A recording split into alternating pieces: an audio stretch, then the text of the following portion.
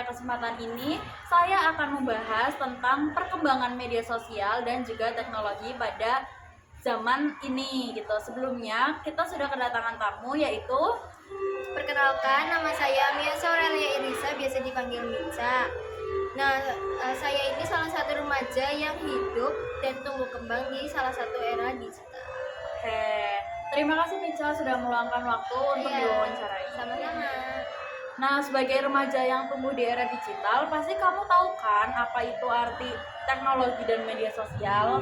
Menurut kamu apa sih arti dari teknologi dan media sosial itu?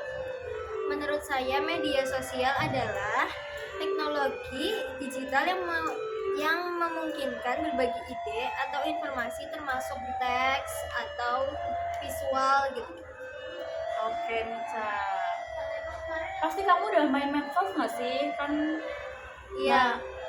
Nah, apa aja sih media sosial yang biasa kamu pakai? Kalau yang biasa aku pakai itu ada TikTok, WhatsApp, IG, terus sama YouTube. Itu buat apa aja biasanya? Kalau dari WA dulu ya, dari WA itu saya biasanya buat komunikasi ya, itu karena WA kan buat komunikasi itu sangat penting. Jadi kayak semisal aku mau meminta pulang sekolah, minta jemput, atau aku ada barang ketinggalan yang harus dibawa ke sekolah gitu-gitu kan butuh komunikasi. Nah, itu lewat WA.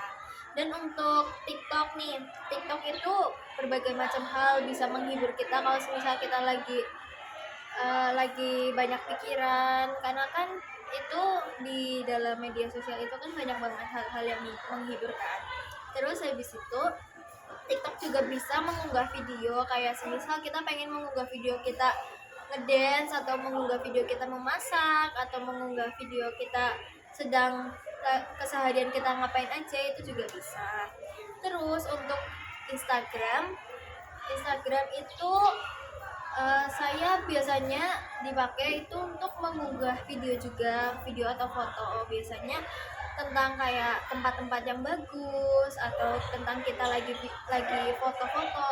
Terus kita juga bisa video IG itu kayak nge-share ke teman-teman kita, biar teman-teman kita tahu kalau kita lagi ngapain.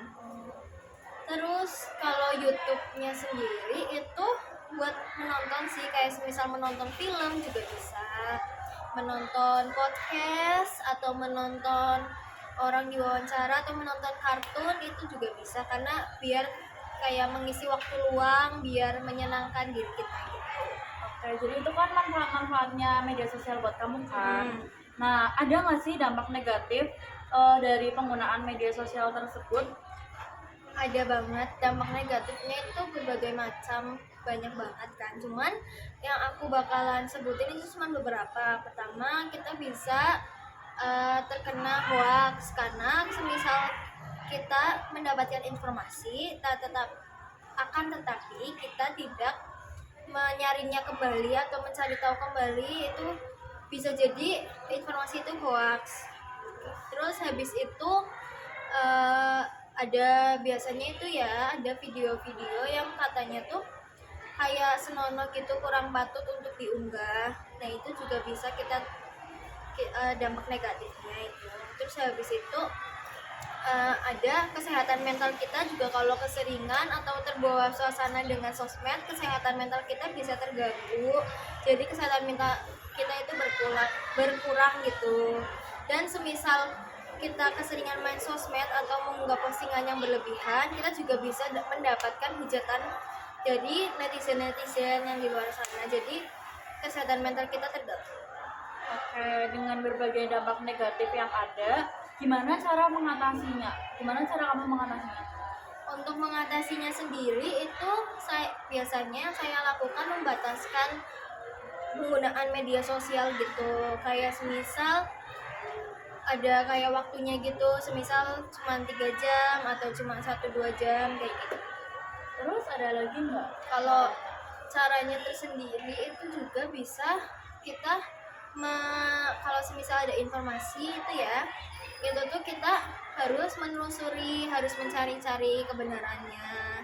Terus habis itu juga kita jangan terlalu terpengaruh dengan media sosial kayak kata-kata orang di media sosial gitu, karena itu belum tentu benar gitu sih. Oke.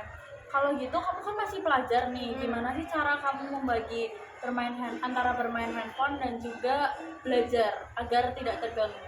Nah, kalau dari saya sendiri itu, kalau gimana cara kita membagi waktunya, itu kan kita sekolah nih, sekolah kan semisal dari jam 7 sampai jam setengah 3. Nah, itu tuh habis pulang sekolah kita pulang kan ke rumah.